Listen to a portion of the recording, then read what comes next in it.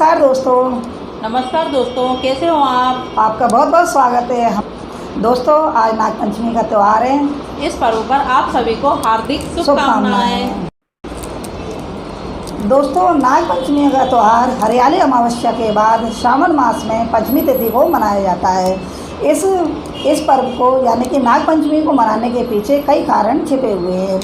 सबसे पहला जो कारण है, महादेव जी नागों को गले में धारण करते हैं, जिस कारण नागों को नागदेव के नाम से जाना जाता है और महादेव जी को महाकाल जाना जाता है। विष्णु जी की सैया के रूप में भी नाग विद्यमान रहते हैं। पूजन का कारण यह भी है।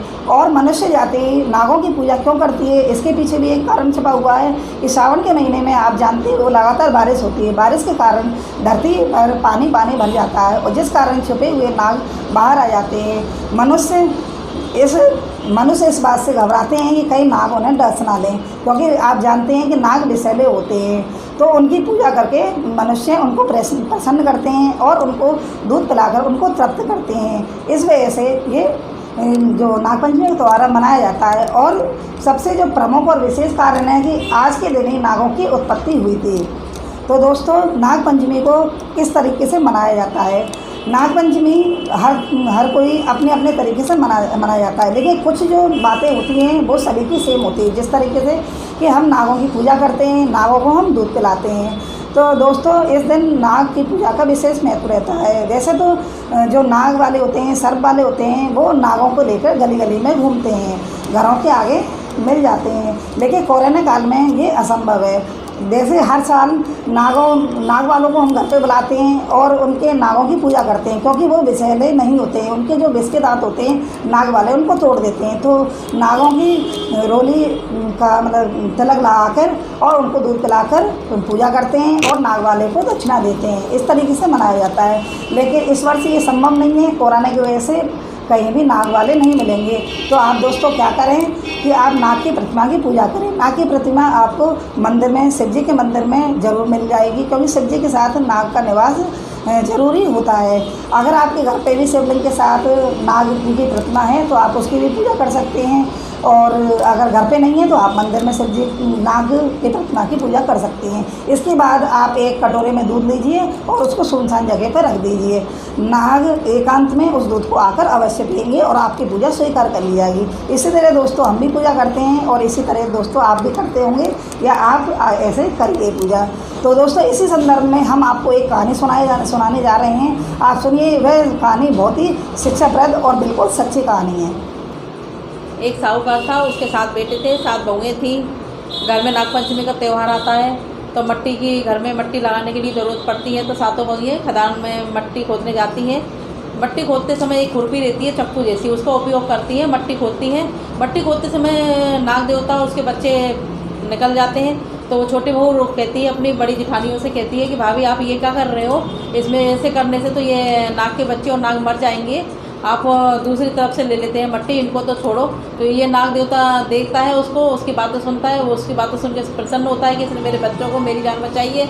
अपने उनसे बोलती है, वो मान जाती है। वो साइड से मट्टी लेके और सब लोग अपने घर चली जाती हैं। वो पीछे मुड़ के नाग देवता से कहती है कि मैं अभी आती हूँ, दूध लेके आती हूँ, आपको दूध पिलाऊंगी मैं।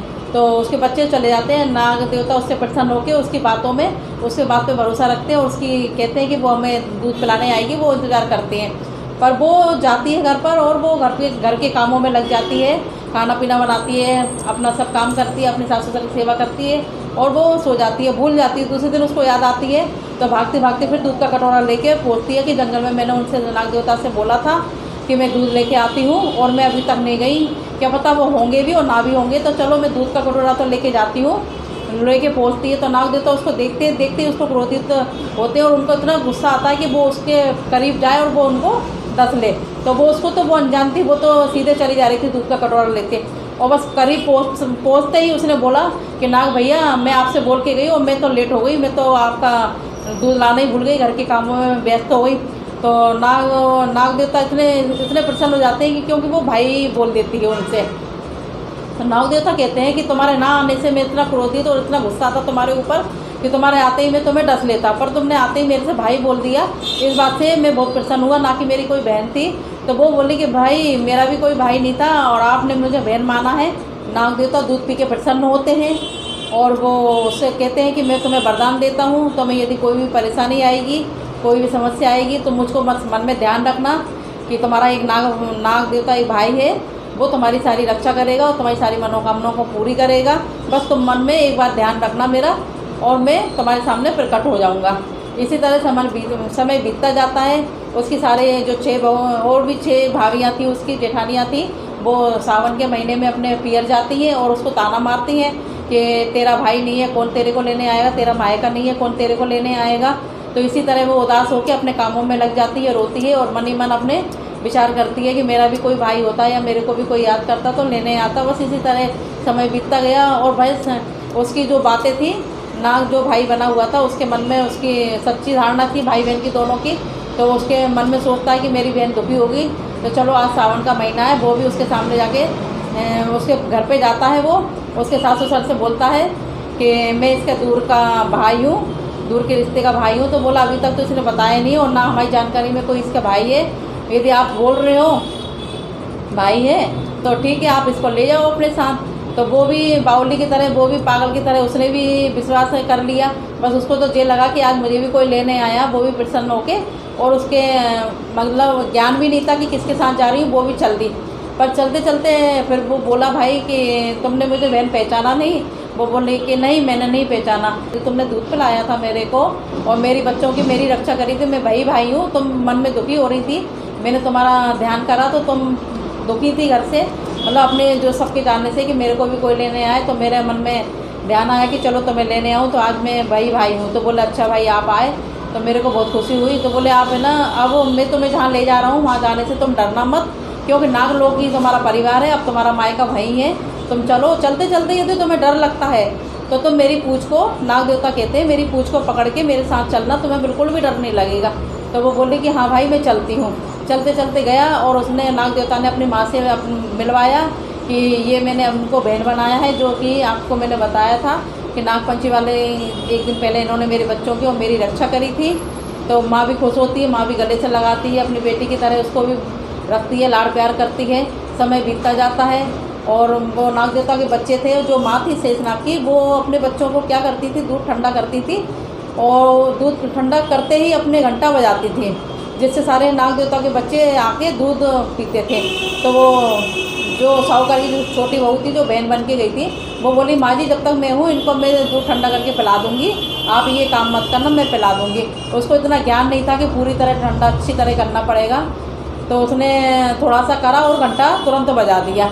तो वो तो नाग देवता के सारे बच्चे आए और तुरंत उन्होंने कटोरे में मुंह डाल के पिया। तो जैसे ही पिया उनका मुंह जल गया, वो सारे क्रोधित हो गए और वो बोले कि हम तो इसको डसेंगे, इन्होंने हमारा मुंह जल गया, फन पूरा जल गया, अब क्या कर सकते हैं। तो माँ ने भी समझाया कि नहीं बेटा ऐसा नहीं कर सकते हैं। फिर वो शेषनाग आया, शेषनाग ने बोला कि बेटा ये तुम्हारी बुआजी है, इनको तुम नहीं डसोगे, ये इसने ही तुम्हारी पहले रक्षा करी थी, अब मेरी रक्षा करी थी। तो वो भी बच्चे भी उसको माफ़ करके और प्रसन्न होकर प्रणाम करके अपनी बुआजी को वापस लौट जाते हैं। फिर माँ कहती है कि बेटा अब समय हो गया है अपनी बहन को ससुराल भेजने का। तो वो कहता हाँ माँ। उन्होंने पूरी तैयारी करी, अपनी बहन को अच्छी विदा करी, उन्होंने सारे धन दौलत जो भी उनको देना था पूरी अच्छी तरह उन्होंने अपनी बहन की विदाई करी। विदाई करने के लिए वो भाई भी बहन को वहीं छोड़ के आया। तो वहाँ उनकी जेठानियाँ थी, जेठानी ने भी ताना मारा कि कभी तो गई नहीं मायके, आज गई तो इतना धन दे लेके आई हैं। तो ताना तो लोग बहन बेटी को मारते ही हैं, ये तो पुरानी परंपरा है, जितना भी बेटी लाए वो भी कम है। तो इसी तरह वो साहूकार की छोटी बहू को बड़ी बहुएँ ताना मार रही थी। ताना मारते मारते बोलती है कि इतना जो धन दौलत तू लेके आई है तो इसको साफ़ करने के लिए सोने की झाड़ू भी लेके आती। तो उसकी भाव की पीठ मुड़ी हुई थी, तो मुड़ते ही उसने कहा कि ये मेरी बहन को ताना मार रही है। तो भाई ने मुड़ते ही सोने की झाड़ू भी उसको दी अपनी बहन के ससुराल वालों की, और भी जो भी बना उसने, और हीरो का हार, 9 लाख का हार, जो भी नवों का हार था वो भी सबको दे के और अपनी बहन को दे के वहाँ से फिर वो रवाना हो गया। इसी तरह वो राजा के कानों में बात पड़ती है, रानी के कानों में बात पड़ती है कि साहूकार की छोटी बहू है, वो बहुत धन दौलत लेके आई है, सोने की झाड़ू लेके आई है, ऐसा तो कोई भाई नहीं है जो इतना उसको दे देगा। इन लोगों ने तो कहीं डाका या चोरी करी है जो कि इतनी छोटी बहू इतना धन दौलत लेके आई है। विश्वास नहीं करता साहूकार भी, खूब कहता है राजा से। राजा कहता है ऐसा नहीं हो सकता, जो भी धन है आप हमारे यहाँ लेके आओ और जो हार है वो रानी के पास रखो, रानी उपयोग करेंगे, ना कि आप लोगों को उपयोग करोगे। तो वो ले जाता, साहूकार भी कुछ नहीं कहती, वो बहू भी कुछ नहीं कहती। फिर वो कहती है यदि मैं सच्ची हूँ, मेरी सच्ची लगन है और सच्चे मेरे भाई ने दी है तो मेरा भाई आके मेरी रक्षा करेगा। इसी तरह वो करती रही, अपने भाई को याद करती रही। इधर रानी अपने गले में हाथ डाल लेती है और रानी गले में जैसे ही हार को डालती है तो वो नागों का बन जाता। फिर राजा को कुछ लगता है कि कोई गड़बड़ है, जो साहूकार और साहूकार की बहू बोल रही थी वो बात सच्ची हो सकती है कि जो हार था वो गले में पड़ते ही नाग क्यों बन गया। तो उसी समय नाग देवता भी वही नाग के रूप में थे। जो राजा की बात उसने सुनी तुरंत वो इंसानी रूप में प्रकट हुए। उन्होंने बोला कि आज मेरी बहन पे जो अड़चन आई है, जो आपने इल्ज़ाम लगाए हैं वो इल्ज़ाम नहीं है, गलत हैं सारे इल्ज़ाम, क्योंकि जो भी मैंने विदा करी है वो मैंने अपनी बहन को दी है। ना तो उसके जो ससुर हैं साहूकार जी, ना तो उन्होंने कोई चोरी करी है, ना मेरी बहन है जो उनकी बहू है उन्होंने चोरी करी है। मैंने अपनी इच्छा से इनको बहन बनाया है और बहन भाई का मेरा रिश्ता है। मैंने ही उनको विदा दे के सारी धन दौलत दी है। जो आपने इल्ज़ाम लगाया वो आप वापस लो। तो राजा ने भी साहूकार से और साहूकार की बहू से माफ़ी मांगी, उनसे कहा मैं क्षमा करो, जैसे नाग देवता आप पे प्रसन्न हुए वह सब पर प्रसन्न होना। और दोस्तों, और ये नाग पंचमी का जो त्यौहार है राखी के रूप में भी कई जगह मनाया जाता है। तो जैसे नाग देवता ने अपनी बहन की रक्षा करी है, इसी तरह सारे भाई अपनी बहनों की रक्षा करें। तो दोस्तों, कहानी आपने सुनी, आपको कैसी लगी कहानी? उम्मीद करते हैं आपको बहुत पसंद आई होगी कहानी।